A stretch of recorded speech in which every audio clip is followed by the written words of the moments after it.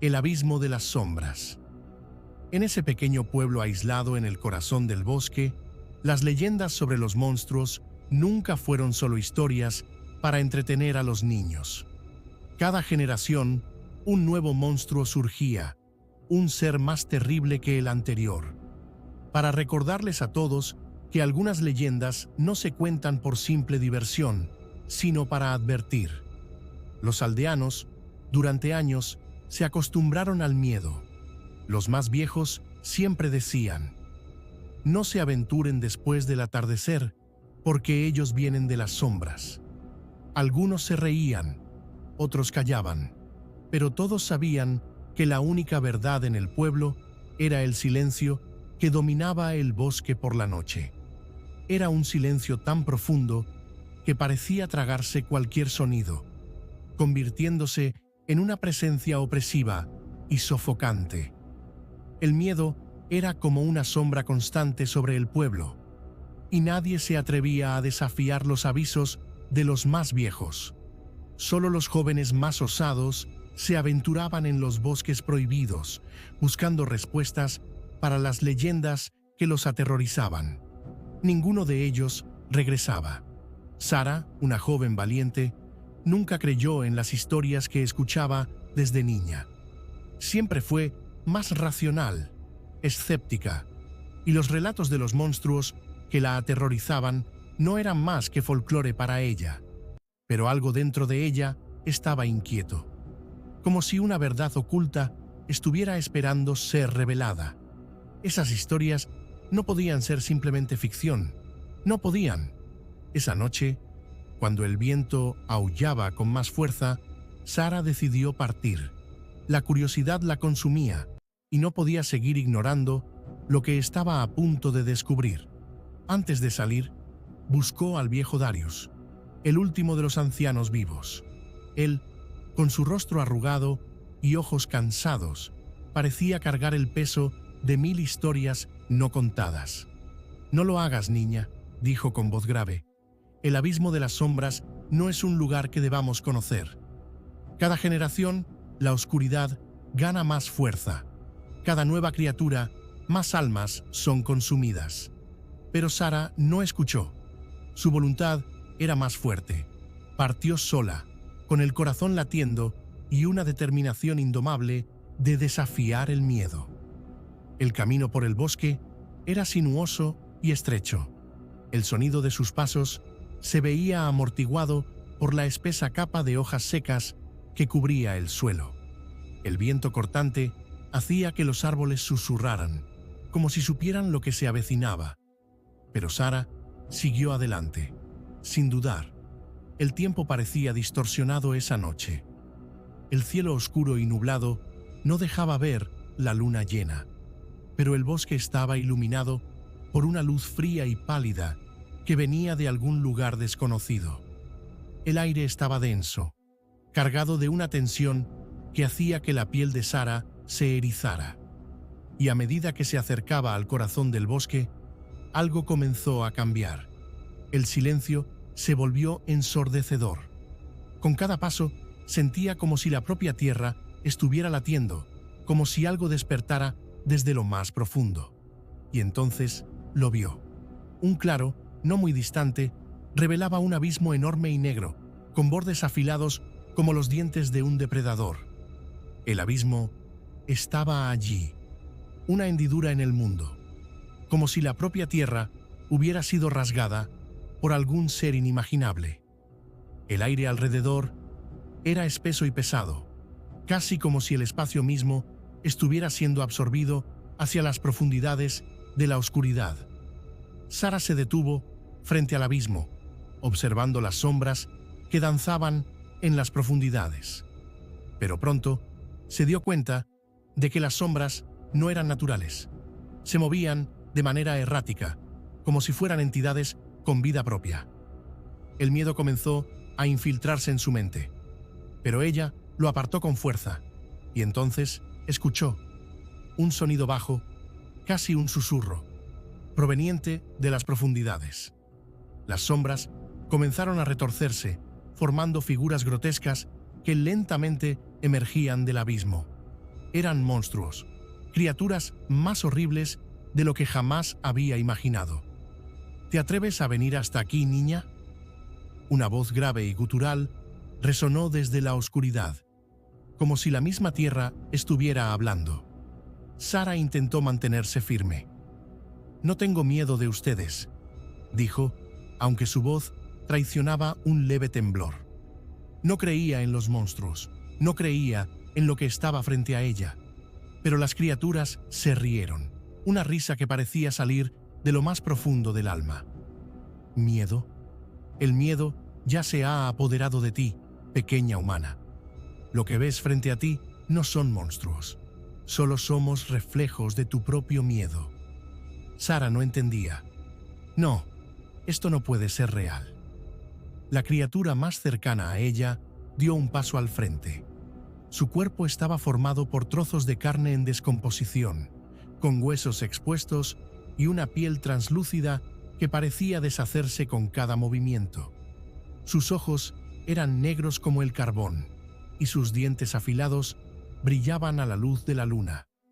Podía escuchar la respiración agitada de la criatura, oliendo el hedor putrefacto que emanaba de su piel corrompida. Sí, esto es real. Todo lo que temes, todo lo que niegas, todo lo que escondes en tu corazón, está aquí. Nos vemos, y somos más fuertes de lo que imaginas. Sara sintió su estómago revolverse. Quería correr, pero no podía. Sus piernas estaban paralizadas por el pánico. Era como si las sombras la hubieran atrapado. El abismo no era solo una grieta en la tierra, sino un abismo en la mente de cada persona que se atreviera a enfrentarlo. Las criaturas empezaron a acercarse, pero no solo eran físicas, estaban dentro de ella, en sus peores pesadillas. Cada una de ellas representaba un miedo profundo, un secreto guardado. La criatura frente a ella, con el rostro desfigurado y los ojos vacíos, susurró: «Tienes miedo a la pérdida, al abandono, a lo que sucede después de que te pierdes para el mundo». Otras criaturas surgieron, cada una más monstruosa que la anterior, cada una más horrible, revelando los miedos de Sara. El miedo al fracaso, el miedo a no ser suficiente, el miedo a ser olvidada. Cada una de las criaturas reflejaba algo que temía más que cualquier cosa. El abismo de las sombras es un reflejo de lo que llevas en tu corazón. Nosotros no somos externos, somos tú, y ahora serás parte de nosotros, para siempre. Sara intentó luchar contra la parálisis que la dominaba. Con un grito desesperado, corrió hacia la dirección opuesta, pero las sombras la siguieron. Se arrastraban por ella, infiltrándose en sus pensamientos y sentimientos, como una niebla que se traga la mente. A medida que corría, el abismo parecía expandirse, como si se estuviera cerrando sobre ella. Cada paso la llevaba más cerca de la caída, de la oscuridad, del final. Pero, antes de que pudiera dar el último paso, fue arrastrada hacia atrás, su propia sombra apoderándose de su cuerpo. Al final, ya no quedaba Sara, solo el abismo, las sombras y las criaturas que nunca descansaban. El pueblo, años después, seguía con el miedo arraigado. El abismo de las sombras era una presencia constante, recordando a todos que por más que intentaran evitarlo, la oscuridad dentro de cada uno siempre regresaría para cobrar su precio. Historia 2. El susurro en el cementerio. En la ciudad de Hillwood existía un cementerio antiguo que nadie se atrevía a visitar. Estaba escondido entre árboles espesos a orillas de un pequeño lago. Durante el día, la mayoría de las personas ni siquiera sabía que existía, pero por la noche, los más valientes hablaban sobre escuchar susurros y risas provenientes del cementerio. El lugar estaba casi olvidado por el tiempo, y la mayoría de las lápidas estaban cubiertas de musgo y suciedad. En 1967, un periodista investigativo llamado Thomas Blake llegó a la ciudad con el objetivo de escribir un libro sobre leyendas urbanas. Escuchó acerca del cementerio y se interesó por la historia. Según los habitantes, el cementerio había sido construido en el siglo XIX, pero fue abandonado después de una serie de muertes misteriosas. La última persona enterrada allí fue una mujer llamada Amelia Darkwood, acusada de brujería y que murió bajo circunstancias extrañas. Thomas decidió pasar la noche en el cementerio para descubrir la verdad sobre las muertes. Cuando llegó, sintió una tensión en el aire. El viento parecía más fuerte de lo normal y un profundo silencio dominaba el lugar. Thomas se instaló entre las lápidas, con su cámara y una grabadora para registrar todo. A medida que avanzaba la noche, comenzó a escuchar lo que parecía un susurro distante. Inicialmente, pensó que era el viento, pero pronto quedó claro que no era así. Los susurros se hicieron más fuertes y comenzó a escuchar palabras sueltas. Ella volvió. Ayúdame. Thomas miró a su alrededor, pero no vio nada. Cuando se acercó a una de las lápidas más antiguas, sintió una presión en su pecho, como si algo estuviera tratando de impedirle respirar. De repente, vio una figura espectral frente a él, una mujer con el cabello largo y un vestido negro rasgado. Ella lo miró con ojos vacíos y comenzó a susurrar su nombre. La mujer reveló ser Amelia Darkwood. Le contó a Thomas que, muchos años atrás, había sido acusada injustamente de brujería. Durante su juicio, juró vengar su muerte, y sus últimos suspiros invocaron una maldición que fue puesta sobre el cementerio. Amelia nunca tuvo descanso, y su alma quedó atrapada entre las lápidas, esperando a alguien que la liberara. Amelia le pidió a Thomas que la ayudara a romper la maldición. Él debía encontrar un antiguo libro de hechicería que estaba enterrado con ella, pero la tarea no sería fácil.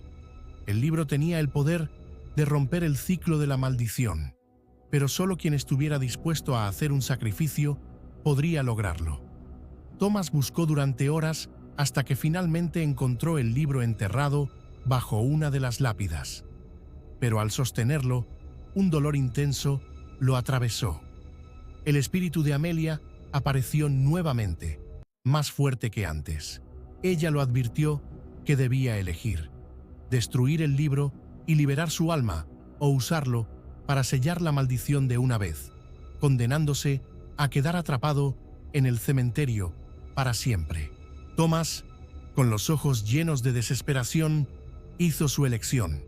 Quemó el libro, y el alma de Amelia finalmente fue liberada. Pero a cambio, Thomas nunca más fue visto.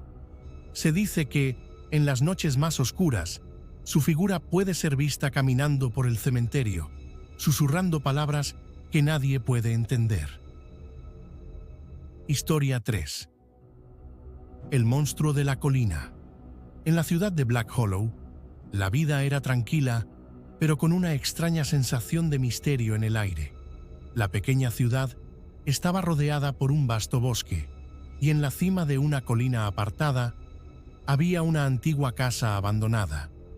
Los más viejos hablaban sobre la casa y los extraños sucesos que ocurrieron allí hace muchas décadas, pero nadie se atrevió a investigar más a fondo.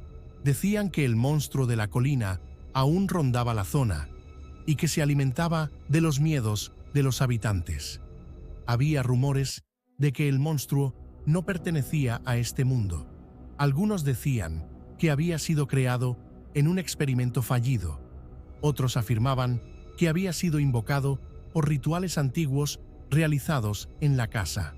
Lo cierto es que nadie sabía exactamente qué era, pero todos en la ciudad conocían el miedo que provocaba. En esa pequeña ciudad, nadie se atrevía a subir a la colina por la noche. Pero para Adam, un joven valiente y curioso, el miedo siempre fue una invitación a la aventura. Desde niño, escuchaba las historias sobre el monstruo de la colina y, aunque los adultos le decían que no se acercara a la casa, Adam sabía que había algo más detrás de todo eso. Cuando llegó a la adolescencia, decidió que, en lugar de temer, descubriría la verdad por su cuenta. En una noche de luna llena, Adam reunió a sus amigos y los convenció de subir a la colina.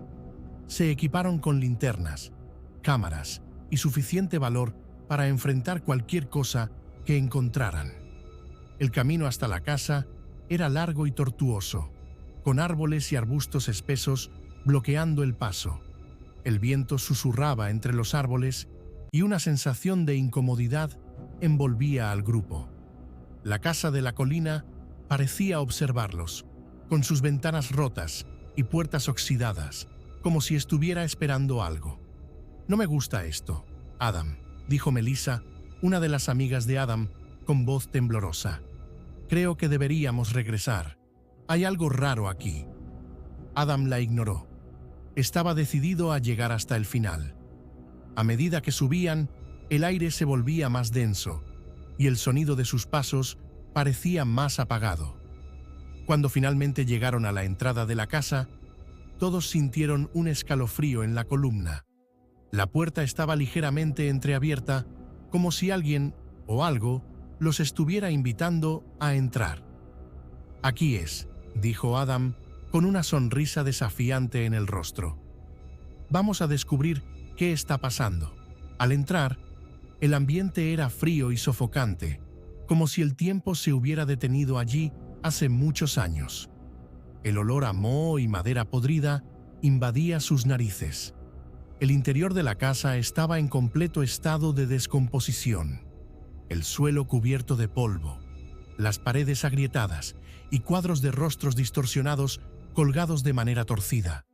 La casa parecía viva, pulsando con una energía extraña y macabra. De repente, las linternas comenzaron a fallar, y una sensación de pavor se apoderó de ellos. El aire se volvió aún más frío, y escucharon el sonido de algo arrastrándose por el suelo. Al principio, parecía un simple ratón, pero pronto los ruidos se intensificaron, y algo mucho más grande parecía moverse en la oscuridad. «Adam, vámonos», gritó Melissa, pero Adam no quería irse. Quería saber más. Tomó su cámara y comenzó a filmar lo que estaba ocurriendo. Fue entonces cuando vio algo que hizo que su corazón se detuviera. Una sombra, enorme y amorfa, moviéndose en el fondo de la sala. La criatura parecía tener el cuerpo de un hombre, pero su piel era negra como el carbón, y sus manos eran largas, con garras afiladas que rasgaban el aire.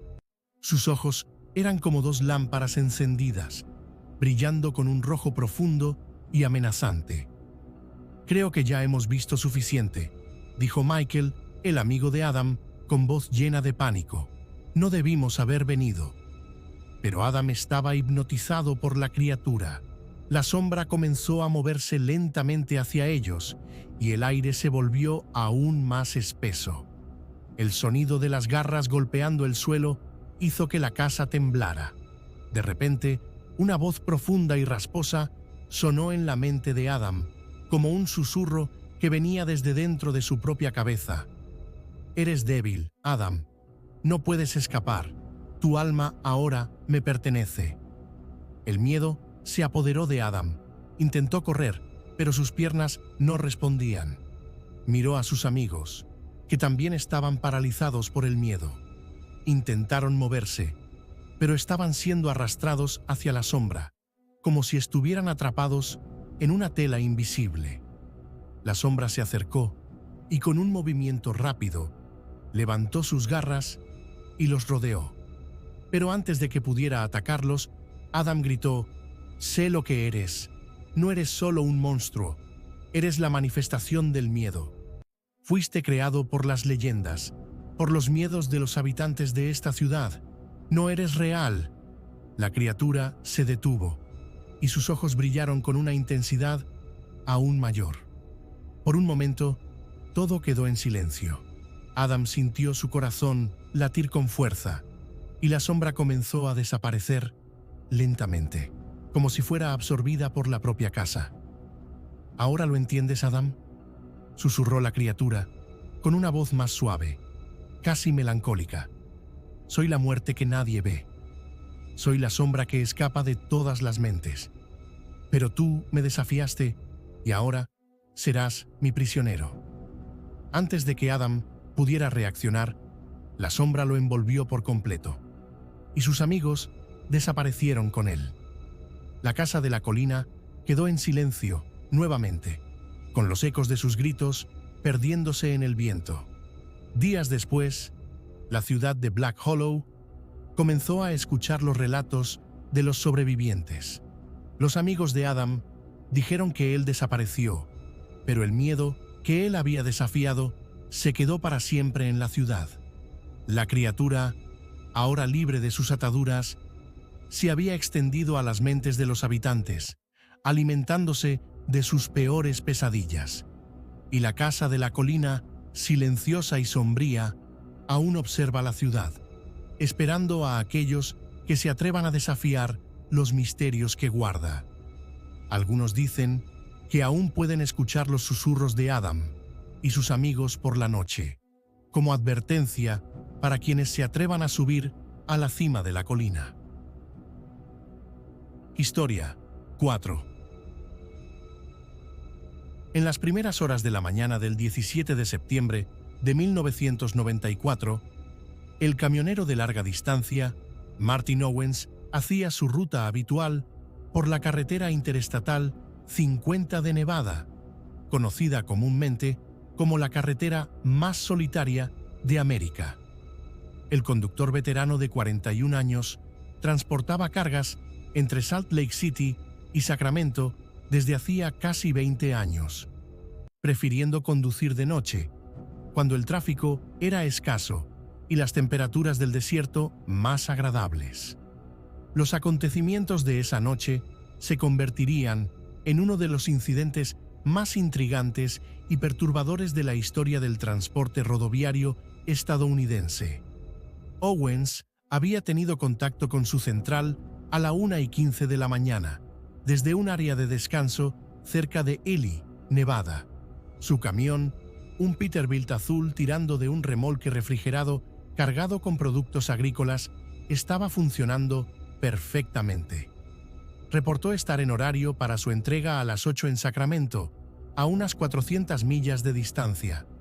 El tiempo estaba despejado, con la luna casi llena, iluminando la vasta extensión del desierto vacío. Alrededor de las 2:30, otro camionero, Dale Howell, conducía en dirección este cuando se cruzó con Owens en dirección opuesta, cerca de las montañas de Satoya. Ambos se conocían superficialmente desde hacía años, reconociendo los camiones del otro y realizando el tradicional parpadeo de faros. Howell más tarde afirmó que todo parecía normal en el momento en que se cruzaron. Lo que sucedió después atormentaría a la patrulla de carreteras de Nevada y diversas agencias policiales durante décadas. A las 3:07, el camión de Owens fue capturado por la única cámara de tráfico en ese tramo de la carretera, aproximadamente 45 millas al oeste de donde Howell lo había visto. Las imágenes mostraban al Peterbilt a velocidad normal, con los faros funcionando correctamente. Esta fue la última vez que Martin Owens fue visto con certeza. A las 3:43, una serie de llamadas angustiadas surgieron en el canal de emergencia del radio. Camioneros que monitoreaban el canal 19 del radio CB informaron haber escuchado la voz de Owens, claramente agitada. Según varios testigos, Owens decía que estaba siendo seguido por un vehículo con faros anormalmente brillantes que lo perseguía pegado a su parachoques durante casi 20 minutos. Están pegados a mi parachoques. No puedo ver nada más que esas malditas luces, habría dicho Owens. Sea quien sea, déjenme en paz. Varios camioneros le aconsejaron que se detuviera en el próximo área de descanso, a unas 12 millas adelante. Owens respondió que lo haría. 3 minutos después, hizo otra transmisión, su voz ahora tomada por el pánico. «Están tratando de sacarme de la carretera. Oh Dios, ahora vienen de mi lado». La transmisión se cortó abruptamente. 2 camioneros, que estaban unas 30 millas atrás de Owens, reportaron haber visto luces distantes que parecían desviarse bruscamente de la carretera, seguidas de un posible destello a lo lejos. Cuando llegaron al área, unos 15 minutos después, no encontraron ningún rastro del camión de Owens. Cuando él no llegó a su destino ni hizo más contacto con la empresa, se inició una gran operación de búsqueda. Los oficiales de la patrulla de carreteras volvieron a recorrer todo el trayecto, pero no encontraron marcas de frenado, señales de accidente, restos de algún choque, nada que indicara a dónde podría haber ido un camión de 70.000 libras. La búsqueda se expandió con helicópteros y equipos explorando el terreno desértico a ambos lados de la carretera por millas. 2 días después, los investigadores encontraron marcas de neumáticos que salían de la carretera hacia una rara carretera de mantenimiento. Las marcas continuaban por unas 7 millas antes de terminar misteriosamente en una zona plana y abierta del desierto. Pero no había camión, ni remolque, ni carga, ni Martin Owens. La investigación se intensificó. La policía consideró todas las posibilidades: secuestro, robo, fraude de seguros, incluso la hipótesis de que Owens hubiera fingido su propia desaparición. Pero Owens no tenía problemas financieros ni antecedentes criminales y, según todos, era un hombre casado, feliz, con 3 hijos y un nieto recién nacido al que adoraba. 3 semanas después de su desaparición, la billetera de Owens fue encontrada por un caminante a unas 30 millas al norte de donde terminaron las huellas de neumáticos. Contenía su licencia de conducir, tarjetas de crédito y $236 en efectivo, lo que descartaba el robo como motivo. El caso dio un giro aún más perturbador 2 meses después, cuando un equipo del Departamento de Transportes de Nevada encontró el radio CB de Owens, dañado pero reconocible en un lecho de arroyo seco a casi 15 millas de la carretera. El análisis forense identificó varias huellas dactilares que no coincidían con ninguna base de datos. Otros camioneros reportaron experiencias extrañas en el mismo tramo de la I-50. Varios dijeron haber sido seguidos de forma agresiva por vehículos con faros extremadamente brillantes en las semanas antes y después de la desaparición de Owens. Un conductor informó haber sido forzado a orillarse por una furgoneta blanca sin identificación, que huyó cuando otro vehículo se acercó. Otro afirmó haber visto una furgoneta similar estacionada en diferentes áreas de descanso a lo largo de la I-50, siempre de noche, siempre con las luces apagadas. En enero de 1995, parecía que habría un avance en el caso, cuando la policía de Reno arrestó a 3 hombres vinculados a una serie de robos de carga.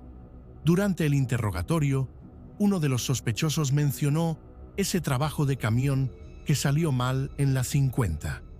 Cuando los investigadores pidieron más detalles, el sospechoso inmediatamente pidió un abogado y se negó a hablar más. Antes de que cualquier acusación relacionada con la desaparición de Owens fuera presentada, el sospechoso fue encontrado muerto en su celda, un aparente suicidio por ahorcamiento. La investigación se estancó. Pasaron los años. El caso de Owens se convirtió en un estudio obligatorio para los patrulleros de carreteras de Nevada y tema de diversos documentales y podcasts de True Crime. En 2006, parte de una placa VIN, número de identificación vehicular, que se creía pertenecía al camión de Owens, fue encontrada por un excursionista en un antiguo sitio de minería abandonado, a unas 35 millas al norte de donde desapareció. La ubicación remota, accesible solo por caminos de tierra no mantenidos, planteó aún más preguntas. ¿Cómo pudo un vehículo de ese tamaño haber sido llevado hasta allí sin ser visto? ¿Por qué alguien se daría tanto trabajo para esconder un camión y su conductor?